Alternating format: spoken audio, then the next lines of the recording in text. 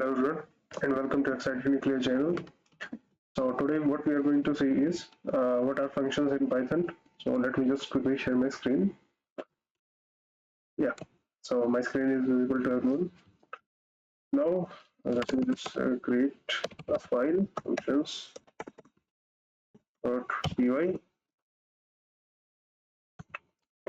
So the today topic is functions. Uh, what are function actually? So the function are nothing but just a set of code which is reusable and easily manageable. So this is what functions are actually in you can say common words or common languages. So let me first tell you what function is. So from the start we have been using this print statement, printing this output and all. So what is, the print is actually? Print is actually a function, as you can see from the doc string, and all the other thing that print takes is actually an arguments called an arguments. So that is the common, you can say the most common function in Python is actually this print statement. Now so you know, as you already know how we are going, we how we have been using this print statement. We just put something here like hello world, and also we put something like 2 multiply by 3, and also printing true. So these are the things that we do with print function actually. So what are these things that I have written here are nothing but just the, you can say, the parameters that this print statement takes. So to let me just you can say degrade this function, degrade it, and tell you the component of it. So to understand the functions better, let me tell you how the function is actually created and called.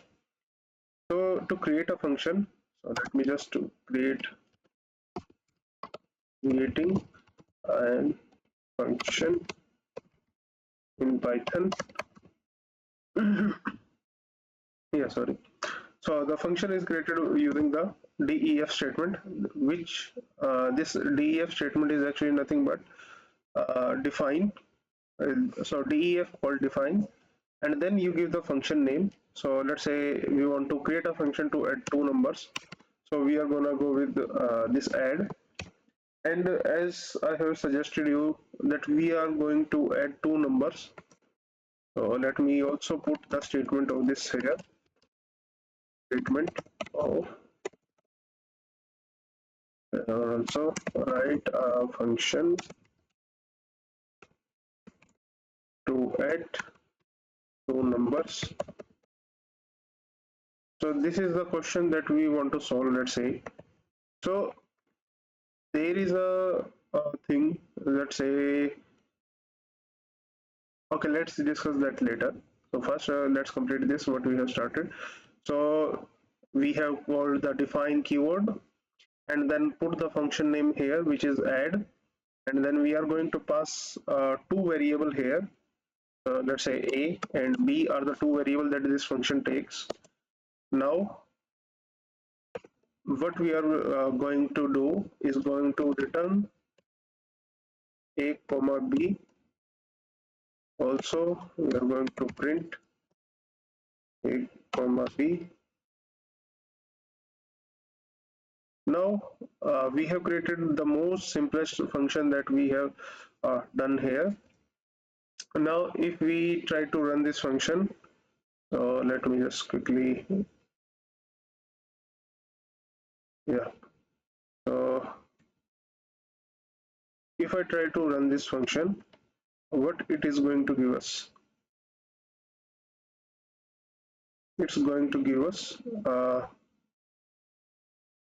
I think my kernel is this is giving me some I don't know what it is working like and all. So let's delete this terminal. I believe my terminal is getting crashed actually. Yeah, this time it's working just fine. So now as you can see, when I execute this whole file, there is no you can say output for this statement print a and b, because we haven't called this function yet. We only just have created this function, and it's just sit there doing nothing, and just you can say waiting for the instruction that we have to pass. And also I believe, sorry, I was wrong before putting the comma there, but actually it's addition sign. Now let's say we want to call this function here. Now just ignore this prints because it is doing nothing but just printing the output values here. And now calling a function is actually quite simple. You just write the name of the function that you have created, or any inbuilt function that is present, and then put the parenthesis there. Now as you can see, if you ignore this, you can say pop-up, you just have to put two numbers here in the you can say print statement to return us something.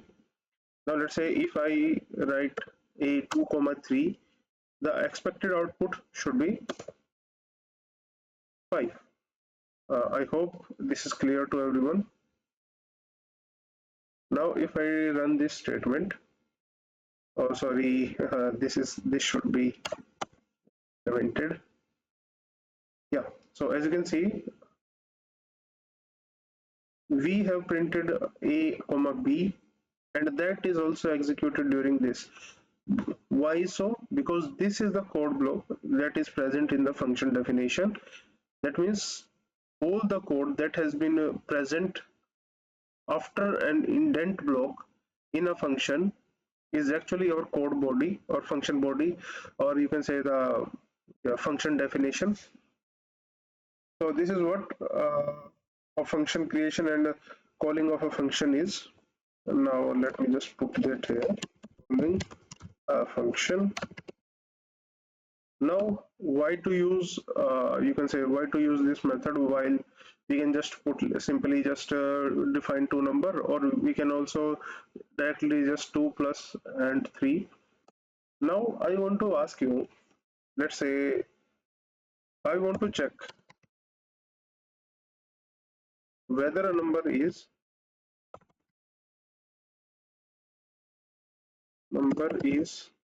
integer, is divisible by 2,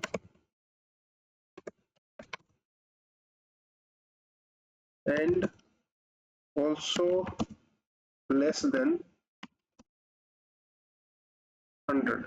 So this is quite simple statement when we are executing. Now if we want to check this you can say this condition for numbers, you can say for numbers ranging from 0 to 100. So in that case, what you are going to do, the simplest thing is that,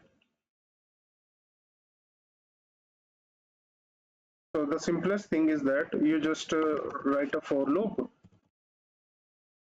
for I in range, and let's say our range is from 0 to 100, right? So 0, or maybe I should just put 100 here. What you're going to do, you're going to put if else statement. If the number is, if number I, wait a second, I believe there is some error, or maybe something. No, there is not an error. For I in range 100, or maybe we should expand our range actually 1000. If a number, if I less than or maybe greater than 100, then do one thing, continue, else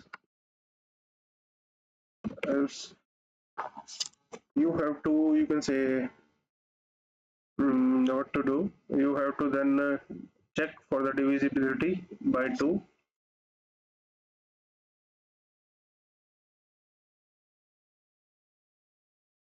Also you have to check one more condition. If I, if type I equal to int, then only do this, else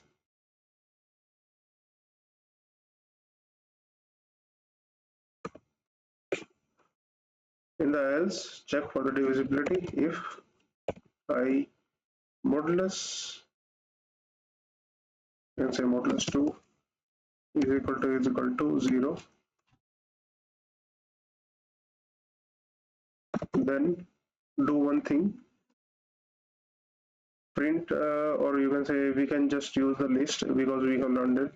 L is equal to this, append all those number into the list L. So this is what we want to do here, and at last we are going to print the numbers that is present in this situation. Okay, now if we want to, you can say, run this situation, we get the list of number, which is quite good. Now every time we want to check a number, we just have to, you can say, apply for loop or while loop or anything else, but this is not the efficient way. Why I am saying so? Because here the number is quite small, that's why we are using loop here. Now let's say if you want to manually check few numbers, whether these numbers are actually live in this condition or not. So let's say if we have a list of numbers that we want to check. Now this list is going to have what? 2.1, 2, sorry, 0.1, comma 23, comma 24, comma 1, comma 0, comma 5, comma 100, comma 101, comma 05. So let's say this is the list that we want to check here. Now last time we have just simply you can say ran this range. Now we are going to iterate through this, and this time we are going to check for the numbers. Now as you can see, we have just quickly get our output, now which is good thing. But if you don't have a list, if your boss says, okay, check whether this number satisfy this condition or not, so in this situation what you are gonna do, you just have to do one thing, just quickly type everything that he said. That means you just have to assign every time your boss says, let's say, check for that number 2.1. Okay, so it says indent. Let me refactor the code actually.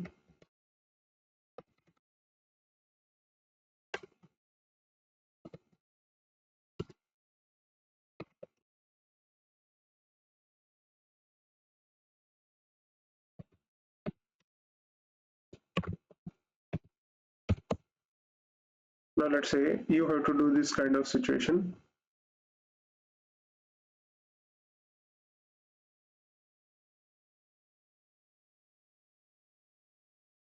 Also, the continue can also only be used in the, you can say, loop. So you can just use pass.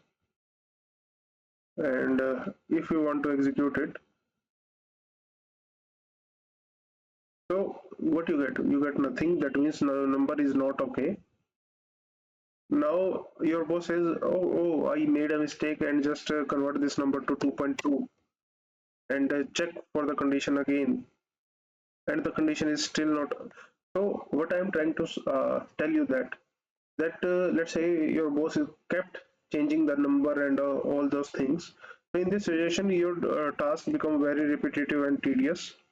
Now to avoid that tedious task and a repetition, you can just define a function. Let's say I copy this code. You just define a function, and let's say the what the function is. Let's say f, name this function as f. It takes in a number, and you just put everything inside this function. Sorry, yeah. And now you have to do one thing. You can just say to your boss, that means just give me the list of number that you want to check. I can just check it for you in a simpler way. That means for I in L1, I say L1,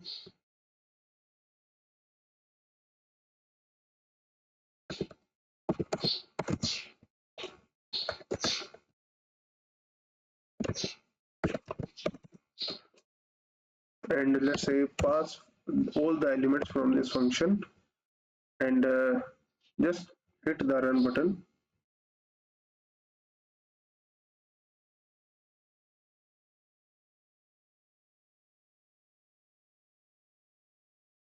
Okay, so as you can see, our output is okay, okay, okay. That means there are three numbers that pass this condition, and we also want to print which you can say uh, which are the number that pass the condition. Actually, if you want to print that too, we can just put both thing into the print statement, and I can just do one thing and just run it again. And as you can see, what is it is doing, it is giving none for the number who does not pass the condition, and giving okay for the numbers that are actually passing this, you can say this conditions actually. So this is the thing that I want to tell you, that the code that is actually, you can say, from 18 to 27, yeah, the code that is actually quite long has become very compact. And also, if there is a change in condition in the near future, what you have to do is just to go into the function definition and just change one thing. Let's say modulus by 3, and now your function is updated. You don't have to change manually, you can say, n times in a file. So where this function is actually quite useful is when you have very big code. Here we just only have a, you can say, few lines code, so this the effect might not be visible right now. But let's say when we are going to do projects using this Python basics, that we are going to do in the near future after, you can say, two more videos. Yeah, we are going to make three projects: ATM code, calculator, and the statistical analysis tool that we have. Basically, all the projects that I have created in the C++ learning series. So now, as you can see, the function actually solves us the problem, and it is compact and can be called anywhere too. So that means you don't have to just type, let's say, the same functionality that I have written here. I have to use it n times in our, you can say, in our code. So what is it is going to do? It is going to make us, you can say, feel like we are typing the same thing over and over and over again. But if we have a, you can say, a box where we have to just put the box everywhere where it is needed or not. And if you want to change something, you can just you can say that change from the representative of the box, and every instance is going to be updated. So this kind of functionality is quite useful when we are talking about system level code, or you can say very long code, like I believe code like 1300 to 1500 lines. In that situation, the debugging becomes very tedious. So that's why the functions are important, and you use these functions. And yeah, that's all. And also, yeah, now let me quickly check what are the other things that I. Okay, so that's all. We have completed the functions too. Now that's all for the video. So if you have any doubt, please contact